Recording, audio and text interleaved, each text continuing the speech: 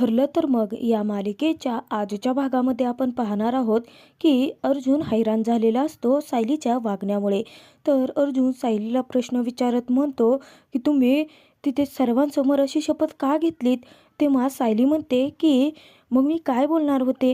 म्हणजे तुम्हीच तर सांगितलं ना की कोणी आपल्याला प्रश्न विचारू नये, म्हणूनच आपण खरं लग्न केलं होतं ना. जे खरं आहे तेच मी सांगितलं. तर अर्जुन पुढे म्हणतो की मग त्याच्यानंतर तुम्ही असं का म्हणालात? तर सायली आता डोक्यावरती हात घालते. सायली खूपच ऑकवर्ड झालेली असते. तर अर्जुन म्हणतो, सांगा ना मिसेस सायली, तुम्ही माझ्यावरती प्रेम आहे असं का म्हणालात तिथे? तेव्हा सायली म्हणते, काय आहे ना, पूर्णाजीने मला कोंडीत पकडलं होतं ना, मी पूर्ण गांगरून गेले होते. मग तिथे जे माझ्या मनात आलं ते मी बोलून टाकलं. तर सायली आता मनामध्ये विचार करत म्हणायला लागते की मला तर सर्व काही समजत होतं आणि देवाची शपथ घेऊन असं खोटं बोलणं हे तर अशक्य आहे. मी खरोखरच त्यांच्या प्रेमात तर पडले नाही आहे ना, असा सायली स्वतःलाच प्रश्न विचारते. तर इकडे आता चैतन्यला फोन लावून झाल्यानंतर प्रिया म्हणते की पूर्णाची चैतन्यने सुद्धा हेच सांगितलं ना की अर्जुन आणि सायलीचा कॉन्ट्रॅक्ट मॅरेज आहे. तेव्हा पूर्णाची म्हणते की अजिबात नाही. चैतन्य मला हे म्हणाला की अर्जुन आणि सायलीचं लग्न खरं आहे, त्यांचं प्रेम खरं आहे. इतक्यात अस्मिता बोलणार तेव्हा पूर्णाजी म्हणते तुझं तोंड बंद कर अस्मिता, तुम्ही दोघी ना.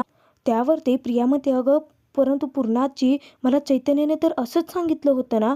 त्यावरती चिडलेली पूर्णाजी म्हणते की मग का आता माझे कान वाजले होते का?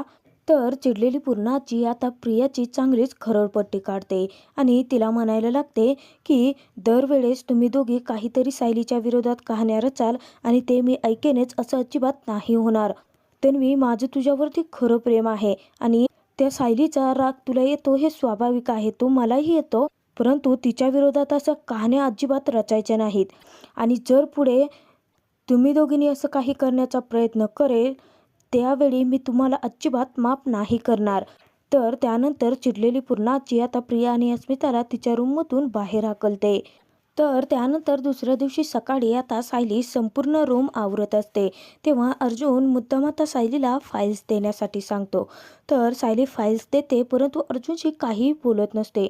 तर अर्जुन एकटाच सायलीची बोलत असतो आणि तो सांगत असतो की मी निघतो आहे. परंतु सायली काहीच रिॲक्ट न करता सायलीला तिने देवीसमोर घेतलेली ती शपथच आठवत असते. तर अर्जुन सांगतो की मला डब्बा नको आहे, आज माझे क्लायंटसोबत मीटिंग आहे ना, मी लंच त्यांच्यासोबत करणार आहे. आता या सर्व बोलण्यावरती सायलीचे काहीच रिॲक्शन येत नाही म्हटल्यानंतर विचारात पडलेला असतो. तर अर्जुन सायलीकडे जातो आणि तिला म्हणतो की तुम्ही ठीक आहात ना? नाही म्हणजे तुम्ही आज माझ्याकडे पाहत पण नाही आहेत. तेव्हा सायली म्हणते की ते खूप खूप कामं आहेत आणि त्यानंतर खालती जाऊन मला स्वयंपाकसुद्धा करायचा आहे. तर अर्जुन ठीक आहे म्हणतो आणि अर्जुन सायलीला बाय करतो. परंतु सायली त्याच्याशी परत काहीच बोलत नाही. अर्जुन जातो. तर इकडे आता सायली एकटीच विचारात पडलेली असते आणि सायलीला स्वतःच्याच वागण्याबद्दल काहीच समज नसते. कारण तिला हेच समजत नसतं की तिने देवीसमोर शपथ कशी काय घेतली. तर बाहेर आल्यानंतर अर्जुन आता झाडाच्या पाठीमागे लपून स्वतःचं सिम कार्ड चेंज करतो. तर इकडे आता चैतन्य अर्जुनने त्याच्यासमोर सायलीच्या प्रेमाची जी कबुली दिलेली असते ते सर्व काही चैतन्याला आठवत असतं. तर अर्जुनने आता वेगळ्या नंबरवरून चैतन्याला कॉल केलेला असतो. तर चैतन्य स्वतःचीच म्हणत असतो की मला अर्जुनला सर्व काही लवकरात लवकर सांगावं लागेल. अर्जुन कितीही भडकला तरी मला सत्य काय ते त्याला सांगावंच लागेल. इतक्यात अर्जुन आता वेगळ्या नंबरवरून चैतन्याला कॉल केलेला असतो. परंतु चैतन्य खूप विचारात असतो. तर साक्षी आता चैतन्याकडे पाहते परंतु चैतन्याचं फोनकडे अजिबातच लक्ष नसतं. तर साक्षी आता फोन उचलते आणि चैतन्याला सांगते की अननोन नंबर आहे. तर चैतन्य फोन उचलल्यानंतर अर्जुन म्हणतो की मी बोलतोय आणि हा माझा नंबर आहे, म्हणजे आपल्या घरातील कोणालाही आणि त्या साक्षीलाही कळू नये की मी तुझ्याशी बोलतोय, म्हणून हा वेगळा नंबर मी घेतला आहे. हा एका वेगळ्या नावाने तू सेव्ह कर. तर चैतन्य आता अर्जुनशी पंकज या नावाने बोलत असतो. तर चैतन्य आता म्हणत असतो की तू एंगेजमेंटला आला नाहीस ना, म्हणून मला जरासं वाईटच वाटलं. तेव्हा अर्जुनच्या लक्षात येतं की चैतन्य विषय टाळतोय, बदलतोय, म्हणजे नक्कीच साक्षी शेजारीच असणार आहे. तर चैतन्य त्याला अर्जुन म्हणतो की तुझं हे खोटं नाटकी प्रेम आहे ना ते बाजूला ठेव. माझ्या खऱ्या प्रेमाची ते भेळपुरी झाली आहे आमच्या घरामध्ये. तर अर्जुन आता पुढे चैतन्याला सांगतो की अचानक पूर्णाचीला काय झालं मला माहीत नाही, परंतु पूर्णाचीला आमच्या नात्यावरती संशय आला होता का हेही मला कळत नाही आहे. कारण काल चक्क पूर्णाचीने देवीसमोर सायलीला शपथ घ्यायला लावली की आमचं लग्न खरं आहे की नाही ते सांगायला लावलं. परंतु मला एक कळत नाही की पूर्णाची अशी का वागली. त्यानंतर अर्जुनला क्लिक होतं की तन्वी म्हणजे प्रियासुद्धा तिथे होती.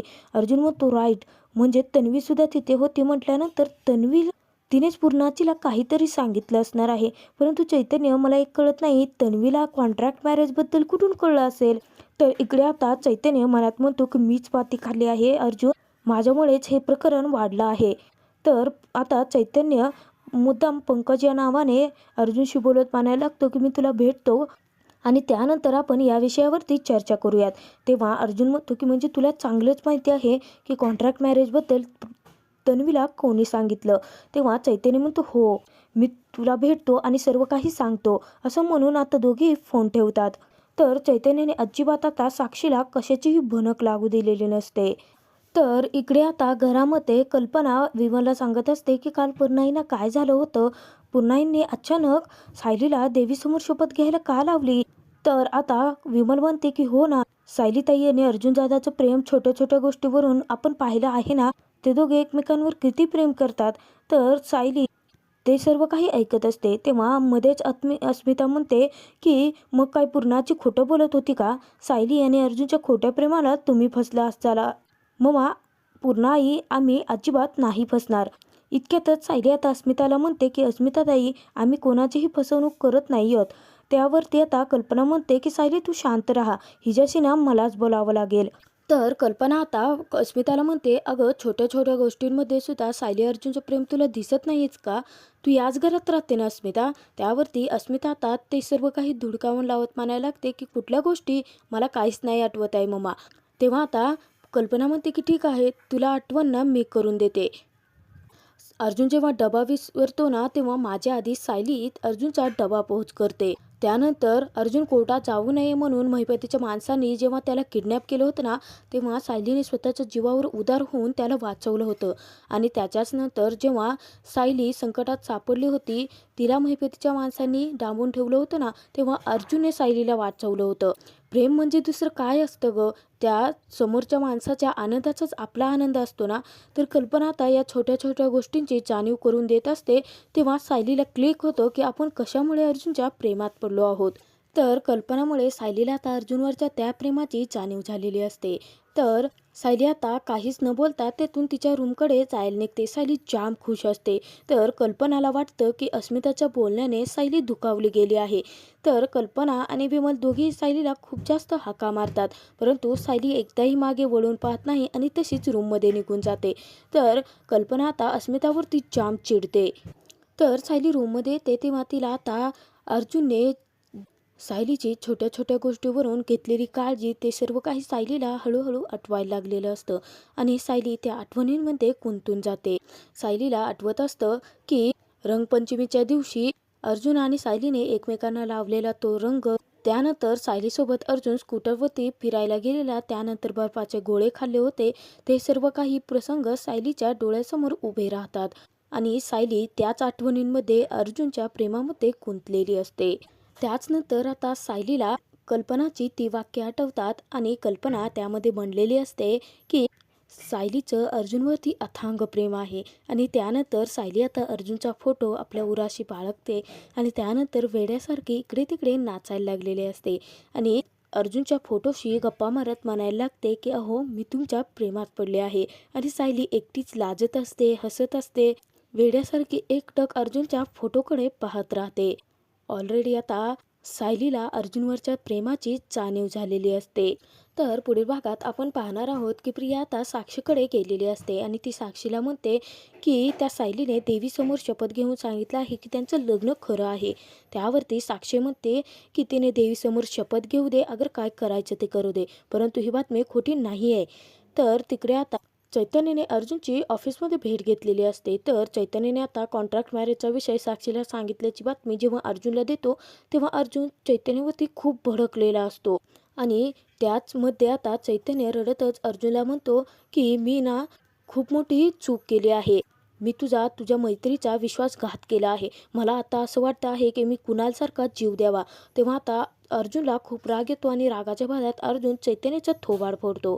तर इकडे घरामध्ये आता सायली खूप खुश असते. जेव्हा कल्पना सायलीकडे येते तेव्हा कल्पनाला हाताला धरून सायली आता वेड्यासारखी नाचायला लागलेली असते आणि कल्पनाला खूप कशी घट्ट मिठी मारते आणि कल्पनाला म्हणते की आई, मला आधी जितकं चांगलं वाटत नव्हतं ना तितकं मला आता छान वाटतं आहे. मी खूप खुश आहे.